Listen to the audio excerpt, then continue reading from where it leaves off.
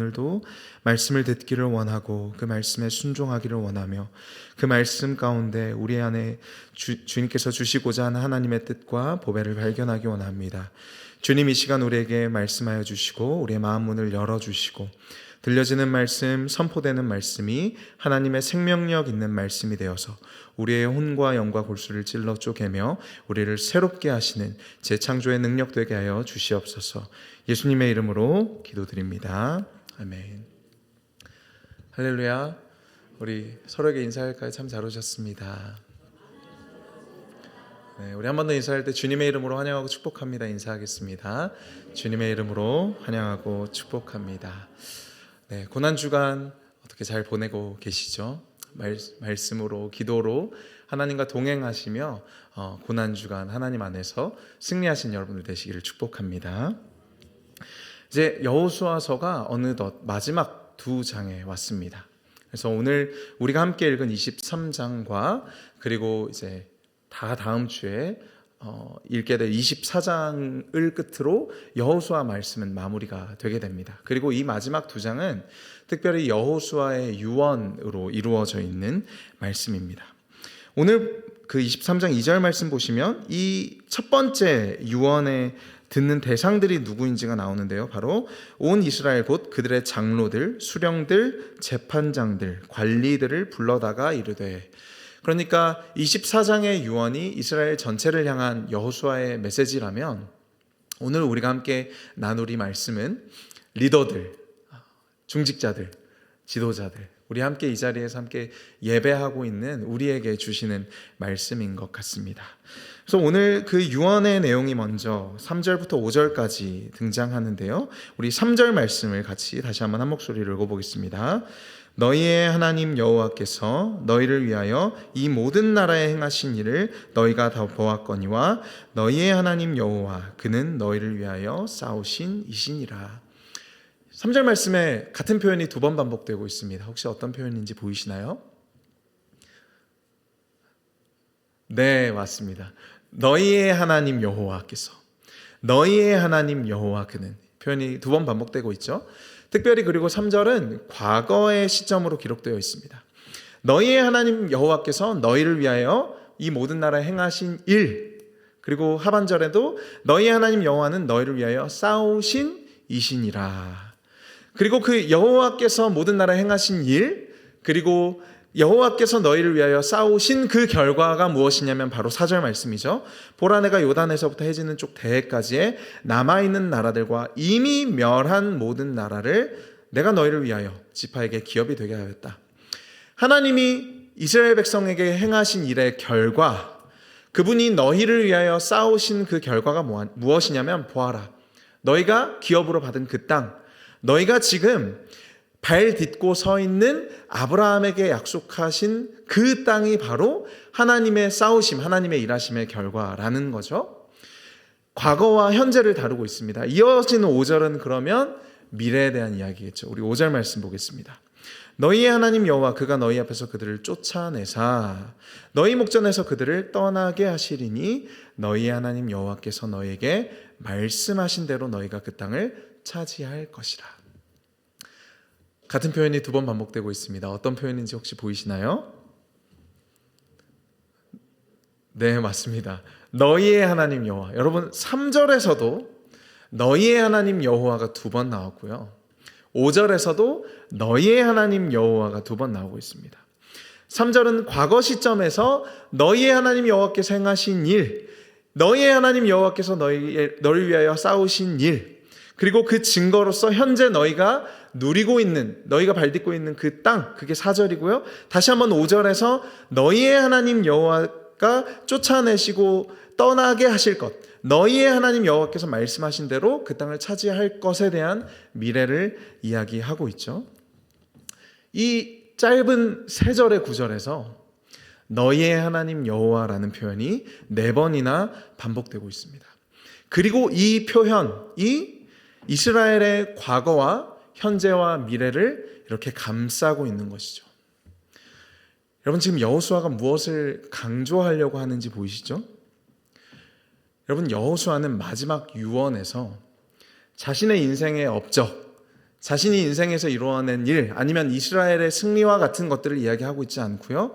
여호수아는 지금 반복해서 무엇을 강조하고 있냐면 바로 하나님, 너희의 하나님 여호와께서 행하신 일, 그리고 그 일이 이스라엘의 과거와 현재와 미래를 감싸고 있다에 대해서 여호수아가 이야기를 하고 있습니다. 무엇에 초점이 있다고요? 여호수아 자신이 아니라 이스라엘이 행한 일이 아니라 하나님 여호와께서 행하신 일에 여호수아의 관심이 있다라는 것이죠. 그리고 정말로 중요한 표현, 이 본문을 볼 때마다 제 가슴을 뛰게 하는 그 표현이 6절에 등장하는데요. 그것이 무엇이냐면 그러므로 너희는, 그러므로 너희는. 여러분 자세히 살펴보겠지만 간략히 이 6절부터 8절의 내용을 설명드리면 그러므로 너희는 율법을 지켜 행하라. 좌로나 우로나 치우치지 말아라. 그러므로 너희는 그들의 신들의 이름을 부르지 말고 그러므로 너희는 여호와를 가까이 하라. 여호수아는 지금 하나님이 너희를 위해서 싸우셨다. 하나님이 그 약속을 지키셨으며 너희는 그 역사의 현장에 증인으로서 서 있다. 너희의 하나님 여호와의 신실하심과 그분의 선하심과 그분의 일하심을 보라. 너희의 과거와 너희의 현재와 미래가 하나님 안에서 조성되며 너희의 모든 인생이 그분의 일하심 위에 서 있다. 여러분, 그 하나님은 이스라엘을 포기하지 않으셨고 이스라엘이 범죄할 때도 버리지 않으셨으며 그들의 연약함과 그들의 수요가 적음에도 불구하고 심지어는 그들의 불순종에도 불구하고 그들을 위하여 싸우셨고 그들과 함께 하셨고 그들을 사랑하셨죠. 여호수아가 이것을 강조하고 나서 무엇을 말하냐면 그러므로 너희는. 여러분, 모든 인간 사회와 우리가 다니는 회사, 기업, 정치, 그리고 세상의 다른 모든 종교가 너가 노력하면, 너가 조건을 달성하면, 너가 순종하면 내가 이만큼 대가를 주고 너가 노력한 만큼, 너가 일한 만큼 원하는 걸 준다면 하나님은 지금 정반대, 그러니까 이 세상에는 없는 논리의 이야기를 하고 계시죠. 자, 내가 너를 돌볼게. 내가 널 위해 싸울게. 내가 너의 불순종에도 불구하고 내가 널 애굽에서 건져내고 광야에서 돌보고 내가 그럼에도 불구하고 널 용서하고 또 용서할게. 내가 너의 과거와 현재와 미래를 내가 책임질게. 그러므로 너희는 순종하라는 것이죠. 순종이 앞에 있지 않고 순종이 구원의 결과로서 주어집니다. 여러분, 사실 오늘 우리가 읽은 이 장에서만 그런 것이 아니라 제가 말씀드리는 이 패턴, 여호수아서에서 그러므로 너희는 이라고 말씀하시는 이 패턴은 여호수아서 전체에서 선명하게 발견됩니다. 먼저 오늘 본문 6절 말씀 우리 다시 한번 같이 읽어볼까요? 그러므로 너희는 크게 힘써 모세의 율법책에 기록된 것을 다 지켜 행하라. 그것을 떠나 우로나 좌로나 치우치지 말라. 여러분, 이 동일한 표현이 여호수아 1장에서도 등장했었는데요. 여호수아 1장 7절 말씀 같이 한번 볼까요? 오직 강하고 극히 담대하라. 나의 종 모세가 내게 명령한 그 율법을 다 지켜 행하고, 같이 한번 읽어보겠습니다. 시작.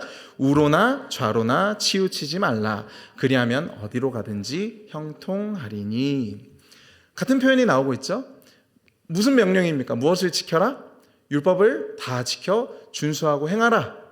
좌로나 우로나 치우치고 너의 마음이 흔들리지 말아라.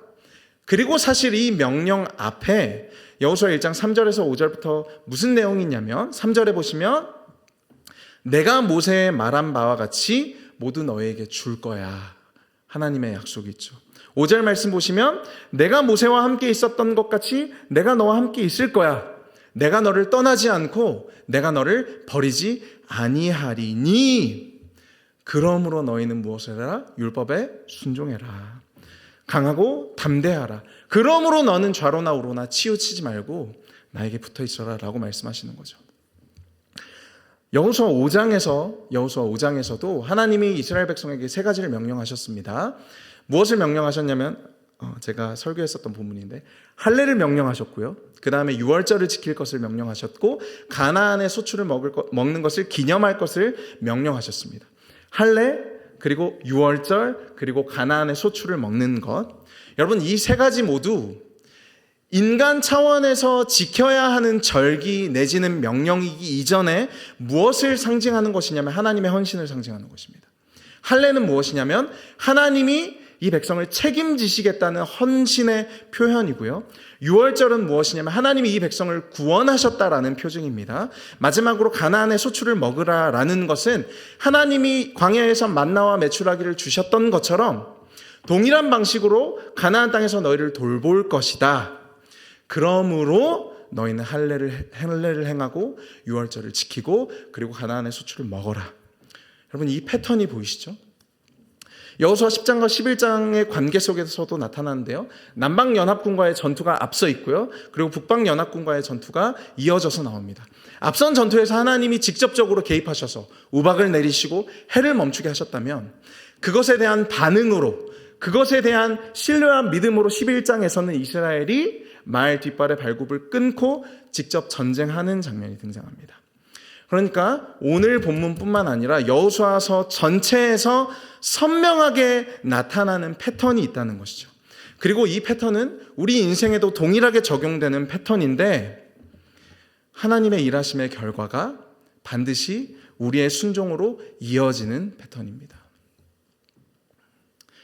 여러분, 하나님은 절대로 너희가 순종하면 내가 널 돌보겠다라고 말씀하지 않으십니다. 그분은 먼저 그분의 전적인 헌신, 절대적 사랑과 용서, 신실하심을 통해 먼저 일하시죠. 우리가 요구하기 전에, 우리가 아직 사랑받을 자격을 갖추기 전에, 내가 아직 연약하고 경건하지 않을 때 하나님은 먼저 일하십니다. 그리고 나서 이렇게 말씀하시는 것이죠. 그러므로 너희는 나에게 순종하고 나를 따라와라. 여러분, 마치 하나님의 일하심과 이 백성의 순종이 나무에 맺히는 열매와 같이 연결되어 있습니다.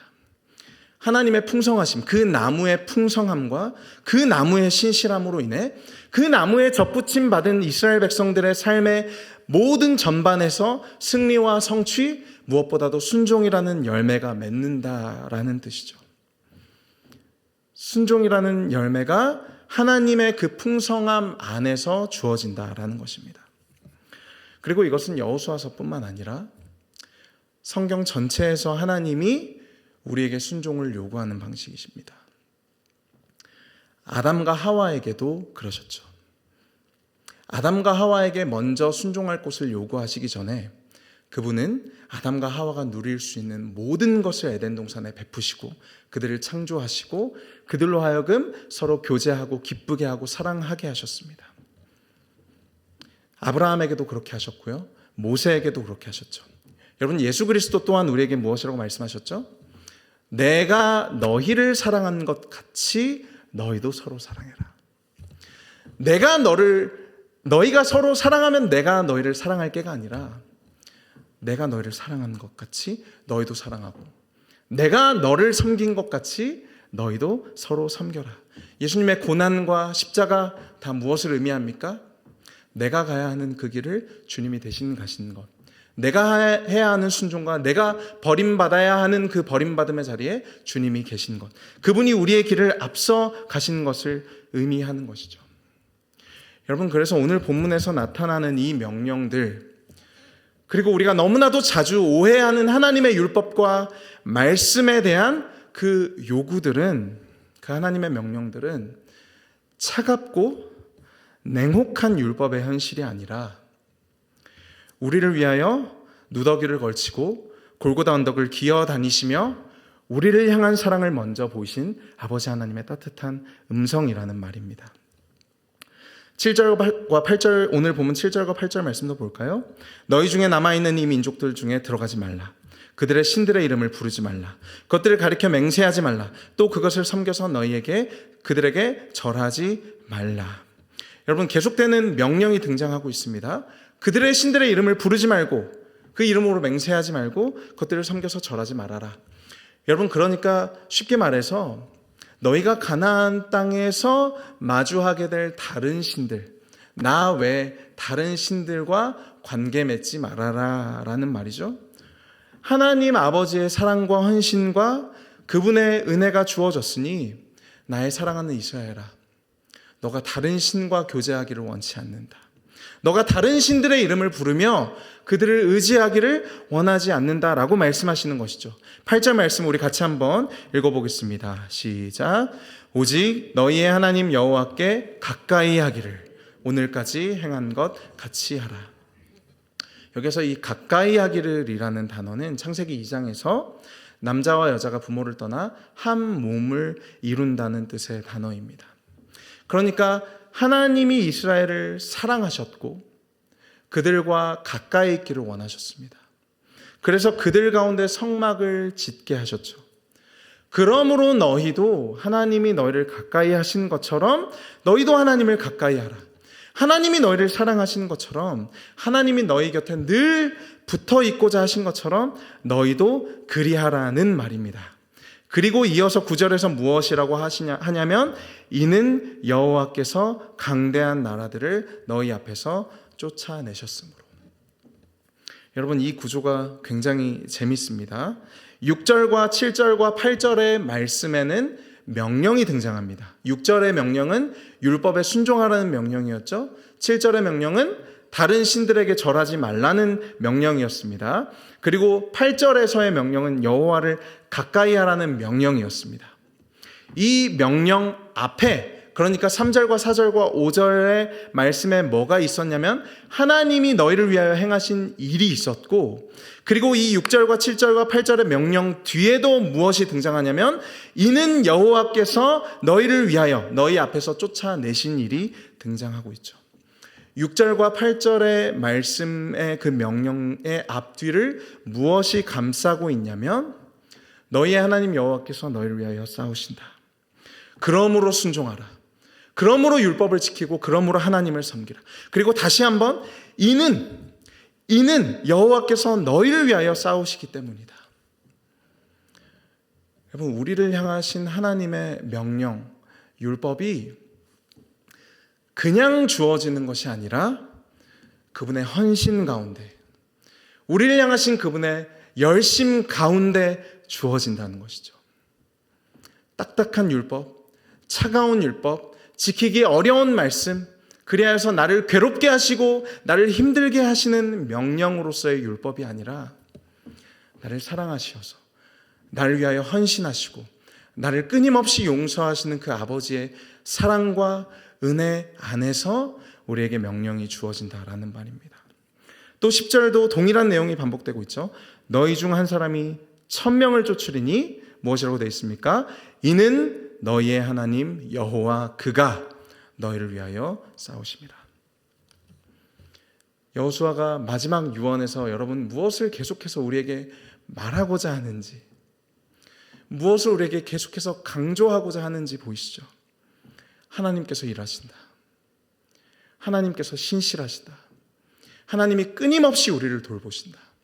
이는 여호와께서, 이는 너희의 하나님 여호와가, 그러므로 너희는 순종하라 라는 말이죠.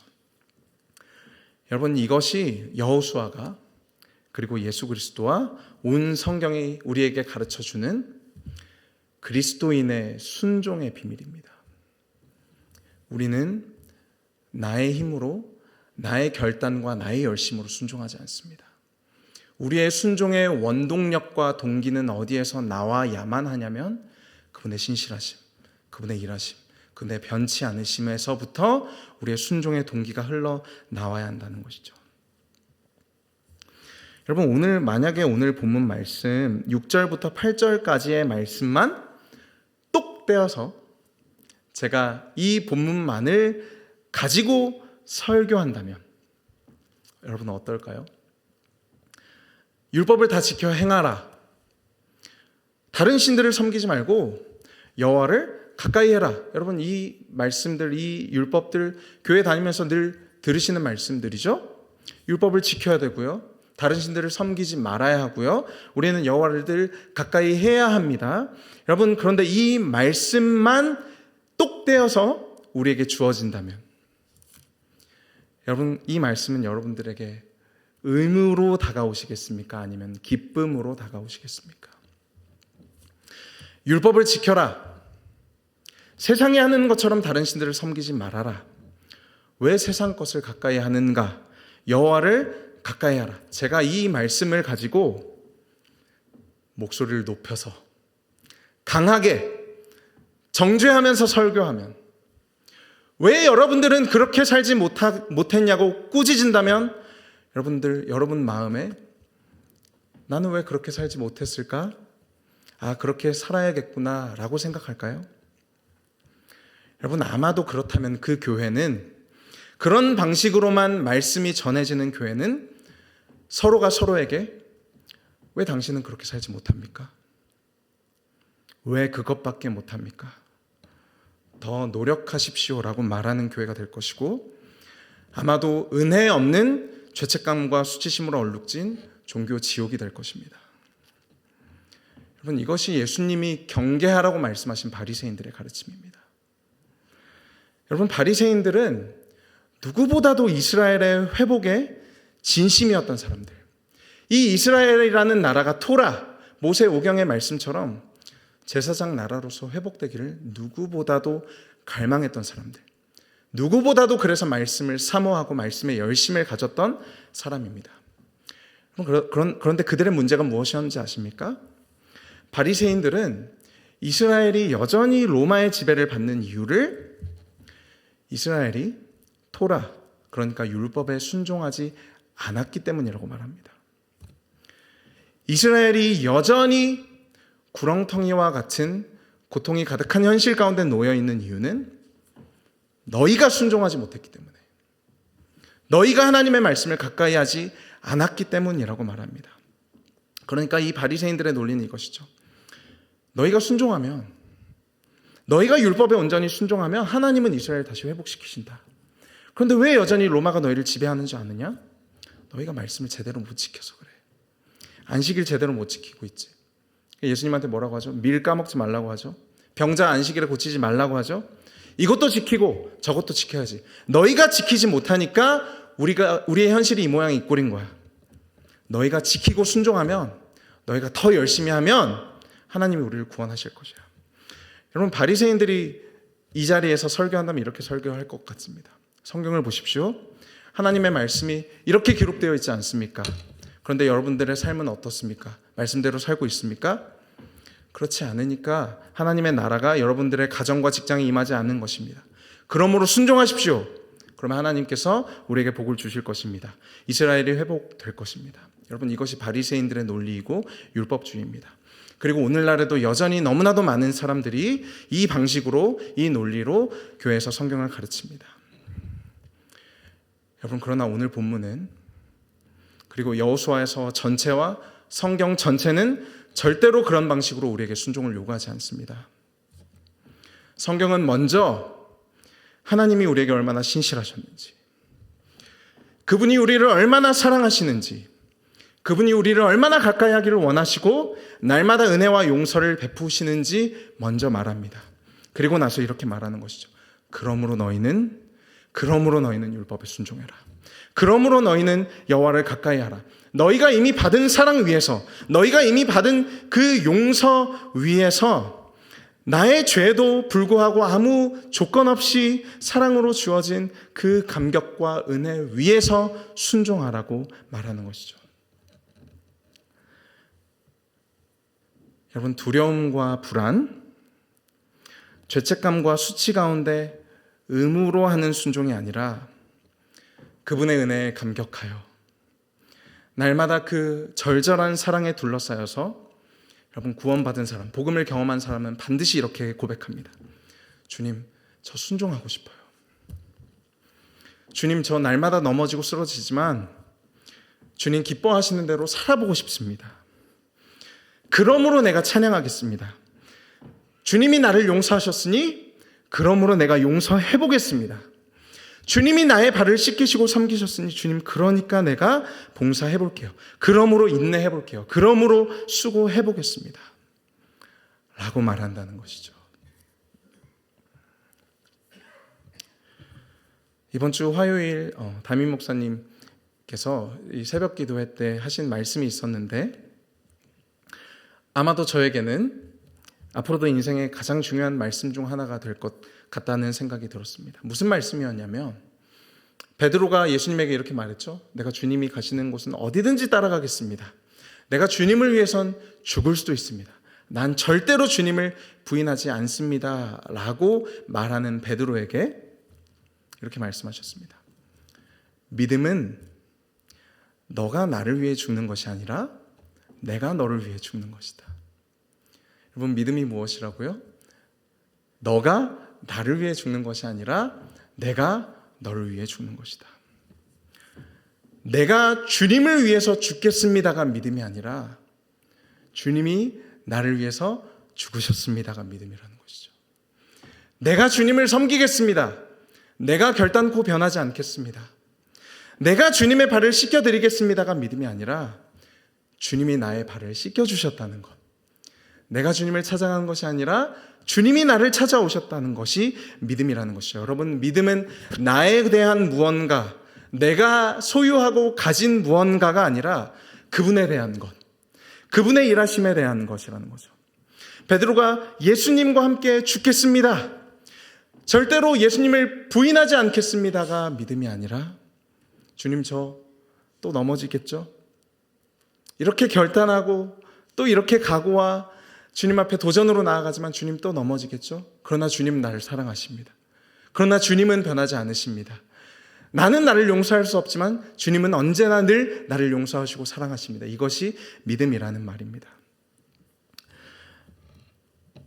여러분, 우리가 성경을 보면서 특별히 그 베드로가 예수님을 향해서 내가 예수님과 함께 죽겠습니다, 내가 절대로 예수님을 부인하지 않겠습니다 라고 말하는 성경의 그 본문의 내용을 가지고, 여러분, 그 어떤 목사님도 우리도 베드로처럼 순종해야 합니다라고 설교하시지 않습니다. 그렇죠?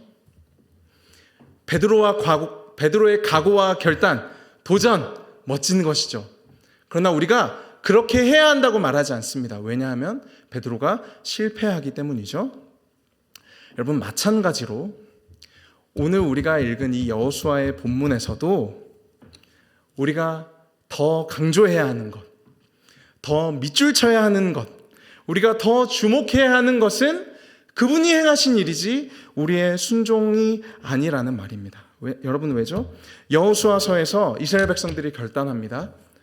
여호수아가 나와 내 집은 여호와를 섬기겠습니다. 그러니까 이스라엘 백성들이 아멘, 우리도 하나님을 그렇게 섬기겠습니다 라고 말합니다. 그리고 그들의 결단의 결과가 무엇이죠? 여호수아 그 바로 이어지는 성경 사사기죠. 나와 내 집은 여호와를 섬기겠노라, 아멘, 오직 우리도 여호와만을 섬기겠습니다 라는 이스라엘 백성들의 결단이 너무나도 쉽게 무너지는 것을 우리가 성경의 말씀을 통해서 알고 있지 않습니까? 여러분, 그러므로 늘 우리의 신앙생활 속에서, 늘 우리의 믿음 가운데 먼저 강조되어야 하는 것은 하나님의 신실하심, 그분의 행하심이지 이스라엘의 순종을 따라 우리도 순종하자라는 결단이 될 수 없다라는 말입니다. 사역을 하다 보면 지칠 때가 있죠. 아무도 안 지치시나 봅니다. 사역을 하다 보면 우리에게 맡겨진 그 교회를 돌보고 또 사랑방을 돌보고 맡겨진 봉사를 하다 보면 지칠 때가 반드시 찾아옵니다. 내 안에 아무것도 남아있지 않은 그 텅 빈 느낌, 하나님의 은혜가 더 이상 나와 함께하지 않는 것 같은 그 공허함이 반드시 우리를 찾아옵니다. 그때마다 우리는 넘어지고 또 좌절하고 지치는 것이죠. 여러분, 그런데 제가 요즘에 교회에서 아이들을 보면 참 신기하더라고요. 지치지를 않아요. 저는 하루 종일 교회 사역이 끝나서 피곤하다, 이제 집에 빨리 가자 그러는데 아이들은 교회에 더 있고 싶어 합니다. 심지어 교회에 매일 나오고 싶어 합니다. 오늘도 나오고 싶었는데 못 왔어요. 죄송합니다. 쓸데없는 이야기해서. 여러분, 아이들은 왜 교회에서 지치지 않는 줄 아십니까? 아이들은 마르지 않는 은혜의 샘에서 늘 물을 퍼올리고 있기 때문입니다. 제가 저희 아이들 보니까 교회에 오면요, 아무것도 증명할 필요 없이 마치 넓은 들판에 펼쳐져 있는 양의 무리들처럼 뛰어다닙니다. 본당에서도 바깥에서도 복도에서도 지하실로도. 애들이 교회를 오면 평소에는 엄마 아빠가 못 먹게 했던 간식도 마음껏 먹고요. 만나는 사람마다 아이고 예쁘다, 왜 이렇게 예쁘냐 사랑해주고 예뻐해줍니다. 아이들이 주일이 끝나면 두 손에는 가득 여기저기서 받은 용돈들과 간식들, 교회에 오면 누구나 환하게 웃어주고 안아주고 사랑해주죠. 여러분, 그래서 아이들은 교회에서 하나님의 은혜를 마음껏 누립니다. 마음껏. 저와 여러분이 때로는 지치고 이제 좀 집에 가고 싶다, 너무 힘들다 라고 할 때에도 아이들은 그 하나님의 은혜를 교회에서 경험하면서 그 사랑과 그 은혜의 품 안에서 마음껏 뛰놀다는 것이죠. 여러분, 동일하게 우리도 하나님 앞에서 그 하나님의 은혜의 샘에서 퍼올린 물은 우리에게 새 힘을 줍니다. 하나님께서 우리를 위하여서 행하신 일, 하나님의 신실하심, 그분의 사랑. 여러분, 날마다, 물론 어렵지만 날마다 복음의 감격과 그분의 사랑과 그분의 돌보심, 온 우주의 창조주께서 나를 바라보시며 안절부절 못하실 정도로 사랑하신다라는 그 감격과 기쁨의 그 은혜의 샘에서 물을 퍼올려서 그 물을 마시면 여러분, 우린 지치지 않습니다. 그러므로 너희는 순종한다면, 그러므로 너희는 율법을 지키고, 그러므로 너희가 여호와께 가까이 있기를 갈망한다면, 우리의 모든 신앙생활이 그 은혜 위에, 복음 위에, 그분의 아무 조건 없는 사랑 위에 세워져 있다면 여러분, 우리도 어린아이들처럼 뛰놀 수 있고 어린아이들처럼 지치지 않을 수 있습니다. 여러분, 마지막 11절 말씀 볼까요? 우리 11절 말씀은 같이 한 목소리로 천천히 읽어보겠습니다. 시작. 그러므로